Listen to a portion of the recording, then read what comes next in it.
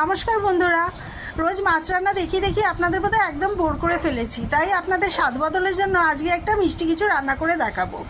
এখানে নিয়ে নিয়েছি 1 কাপ বেসন, ওর মধ্যে একটু ইয়েলো ফুড কালার দিয়ে আমি ভালো করে গোলাটা গুলে নিচ্ছি, যার ডেন্সিটিটা হবে ঠিক চপের গোলার মতন। আমি একটা ফুটো বাটি নিয়েছি, এবারে বোঁদেগুলো ভেজে ফেলছি। বোঁদেগুলো আমি তেলে ভেজেছিলাম, তাই বোঁদেটা তৈরি হওয়ার পর সবগুলো বোঁদে একসঙ্গে ঘিয়েতে একটু ভালো করে নেড়ে নিয়েছি।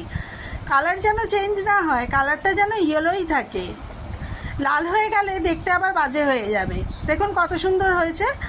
এবারে আমি মিষ্টি শিরাটা তৈরি করে নিচ্ছি।